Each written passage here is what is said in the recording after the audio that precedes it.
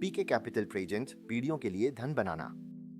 आप विदेश में अपने डेस्क पर बैठे हैं, जीवन अच्छा है, लेकिन एक ये परेशान करने वाला सवाल है जो आपको अकेला नहीं छोड़ता। मैंने जो $1 मिलियन बचाए हैं उसमें मुझे कहाँ निवेश करना चाहिए? आपने दोस्तों, चचेरे भाइयों, शायद यहाँ तक कि अपने माता पिता से भी कहानियां सुनी हैं। कुछ लोग मुंबई में रियल एस्टेट की तारीफ करते हैं, अन्य शेयर बाजार की बात करते हैं, लेकिन फिर कोई बांड का जिक्र करता है, करमुक्त बांड, और अचानक आप सोचते हैं ये सुरक्षित लगता है, ये उबाऊ लगता है, लेकिन सुरक्षित। सच्चाई ये उससे कहीं अधिक जटिल है, और ईमानदारी से कहूं तो अधिकांश एनआरआई बांड और निश्चित आय निवेशों के मामले में कुछ गंभीर गलतियां कर रहे हैं जो चुपचाप उनकी संपत्ति को खा रही है। नमस्ते सभी को, ईपीके कैपिटल में आपका स्वागत है।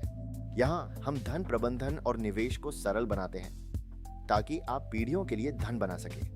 बोनस के रूप में मैंने उच्च नेटवर्थ एनआरआई के लिए 7 महंगे कर्जाल, बचाव और अनुपालन पर एक रणनीतिक रिपोर्ट पर एक विस्तृत गाइड बनाई है। आप इसे विवरण में दिए गए लिंक पर क्लिक करके आसानी से डाउनलोड कर सकते हैं। आइए अब शुरू करते हैं।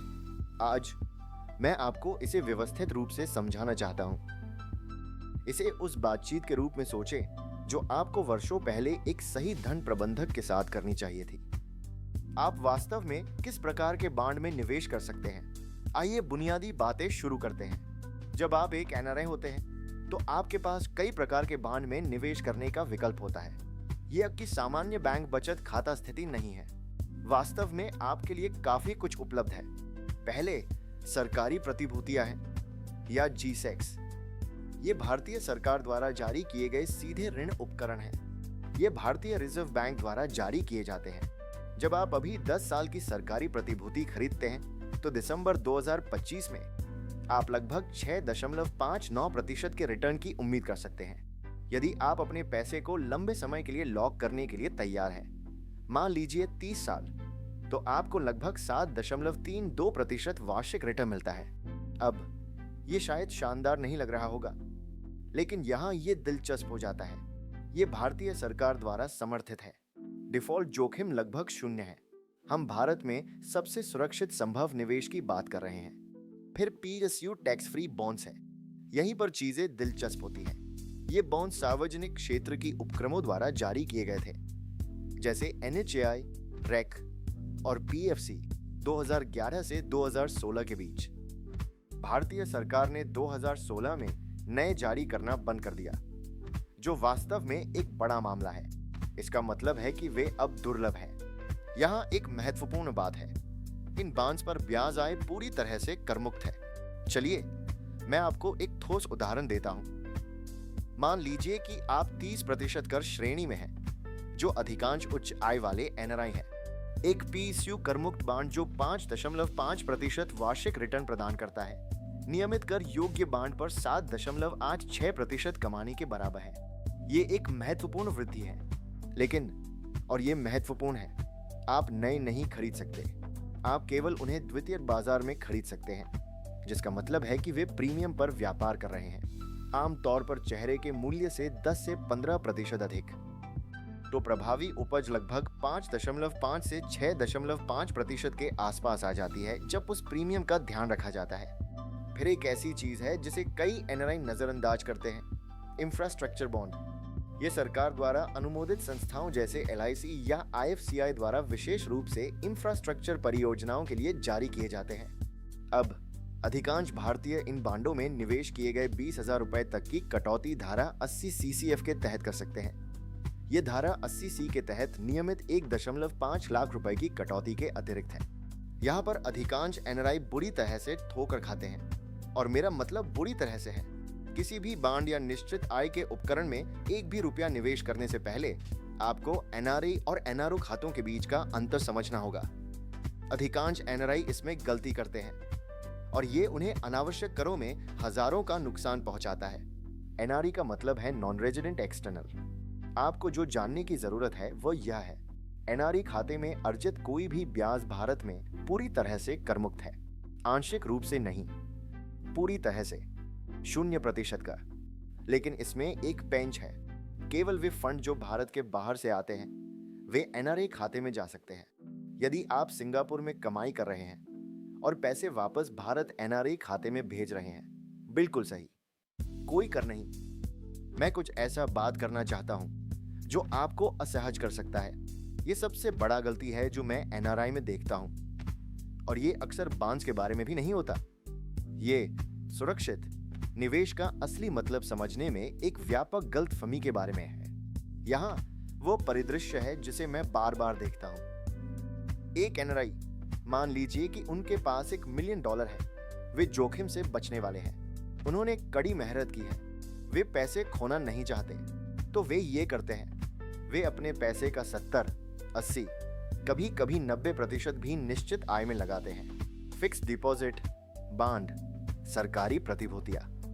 वे सोचते हैं कि वे समझदारी से काम कर रहे हैं, वे सोचते हैं कि वे चतुर हैं, बोरिंग लेकिन चतुर। वे वास्तव में एक महत्वपूर्ण गलती कर रहे हैं। आइए वास्तविक संख्याओं के साथ समझाते हैं। वर्तमान में दिसंबर 2025 में भारत में सबसे अच्छे एनआरआई फिक्स डिपॉजिट दरें लगभग 6 से 7% प्रति वर्ष हैं। कुछ थोड़ी अधिक पेशकश कर सकते हैं। अब भारत में वर्तमान में महंगाई क्या है? यह वार्षिक 2 से 4% के बीच चल रही है। तो आपकी वास्तविक वापसी, यानी आपकी वास्तविक क्रय शक्ति में वृद्धि सालाना लगभग 2 से 4% है। बस इतना ही। यहाँ एक और प्रमुख भ्रम और गलतियों का स्रोत है, पुनः सीमाएं। आपने पैसे कमाए हैं, आपने अपने करों का भुगतान किया है, अब आप इसे सिंगापुर, दुबई, अमेरिका या जहां भी आप रहते हैं वापस लाना चाहते हैं। सरल है ना? बिल्कुल नहीं। यदि आपने एनआरआई खाते के माध्यम से निवेश किया है तो पुनः प्रवासन की कोई सीमा नहीं है, कोई सीमा नहीं। यदि आप चाहें तो आप $10 मिलियन भेज सकते हैं, कोई सवाल नहीं पूछा जाएगा। यह एनआरआई खातों के वास्तविक लाभों में से एक है। लेकिन अगर आपने एनआरओ खाते के माध्यम से निवेश किया है, और कई एनआरआई ऐसा करते हैं क्योंकि उनकी भारतीय आय होती है, तो आप प्रति वित्तीय वर्ष $1 मिलियन तक सीमित है। बस मुझे उस मुख्य प्रश्न पर आना है जो आपको यहाँ लाया है। क्या भारतीय बांड एनआरआई के लिए एक अच्छा निवेश है? उत्तर जटिल है, जैसे कई अच्छे वित्तीय उत्तर होते हैं। बांड आपके पोर्टफोलियो का हिस्सा होना चाहिए, लेकिन पूरा पोर्टफोलियो नहीं। $1 मिलियन या उससे अधिक की तरल संपत्ति वाले किसी व्यक्ति के लिए बांड निम्नलिखित के लिए उत्कृष्ट है। स्थिरता और पूर्वानुमानिता। वे एक ज्ञात रिटर्न प्रदान करते हैं, कोई आश्चर्य नहीं। ये मनोवैज्ञानिक रूप से मूल्यवान है। शेयरों से विविधीकरण। यदि आपकी आधी संपत्ति अपने देश और भारत में शेयरों में है, तो बांड संतुलन प्रदान करते हैं। कोई प्रयास किए बिना निष्क्रिय आय। आप निवेश करते हैं, आपको ब्याज मिलता है, कोई शेयर चयन नहीं, कोई बाजार की निगरानी नहीं। कर दक्षता, सही योजना के साथ एनआरआई के माध्यम से 6.5% करमुक्त रिटर्न कई विकल्पों से बेहतर है, लेकिन बांड नहीं होने चाहिए। आपका पूरा पोर्टफोलियो, यह सबसे अच्छा धन संरक्षण है। सबसे खराब स्थिति में वास्तविक रूप से धन का क्षय है। आपका एकमात्र भारत निवेश। भारत बढ़ रहा है, ऐसे विकास के अवसर हैं जिन पर गणनात्मक जोखिम लेना उचित है। मिथक 1, बॉन्ड पूरी तरह से सुरक्षित है, इसलिए मुझे अपना सारा पैसा वहां लगाना चाहिए। मिथक 2, करमुक्त बांड एक अच्छा सौदा है और मुझे इन पर निवेश करना चाहिए। मिथक 3, मैं बांड में अनलिमिटेड राशि निवेश कर सकता हूं। मिथक 4, जो ब्याज मैंने कमाया है वो मेरे खाते में स्वचालित रूप से जमा हो जाता है और मुझे कुछ और करने की आवश्यकता नहीं है।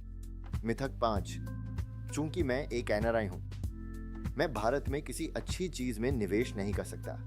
तो आप यहां से कहां जाते हैं? अगर आप बांड के साथ शुरुआत कर रहे हैं तो पहले अपने खाते की संरचना को समझें। एनआरई या एनआरओ, डीटीए लागू है। निवेश करने से पहले स्पष्टता प्राप्त करें। यदि आपके पास पहले से ही बांड निवेश है तो उनका पुनरावलोकन करें। क्या वे इष्टतम रूप से स्थित हैं? क्या आप सभी उपलब्ध कर लाभों का दावा कर रहे हैं? क्या आप सही तरीके से विविधीकृत हैं? कई एनआरआई ये पता लगाते हैं कि उनके पोर्टफोलियो उस तरह से संरचित नहीं है जैसे उन्होंने सोचा था। यदि आप एनआरआई के रूप में धन बनाने के प्रति गंभीर हैं और ये मानते हुए कि आपके पास तरल पूंजी में $1 मिलियन या उससे अधिक हो सकता है, मैं मानता हूं कि आप हैं। बातचीत केवल बांध से बड़ी होनी चाहिए। ये इन विषयों के बारे में होनी चाहिए: खाता संरचना और कर अनुकूलन, विकास, आय और विकल्पों में पोर्टफोलियो विविधीकरण, मुद्रा जोखिम प्रबंधन, रिपेट्रिएशन योजना, अनुपालन स्वचालन और आवधिक समीक्षा और पुनर्संतुलन। यदि आप उस बातचीत को करना चाहते हैं, यदि आप अपनी वर्तमान संरचना की व्यापक समीक्षा या इसे शुरू से बनाने में मदद चाहते हैं, तो यही हम ईपी के कैपिटल में करते हैं और हम आपको इसमें मार्गदर्शन करते हैं ताकि आप वही गलतियां ना करें जो अधिकांश एनआरआई करते हैं। यदि ये आपके साथ गूंजता है तो संपर्क करें। आइए एक बातचीत करें। मैं कुणाल हूं।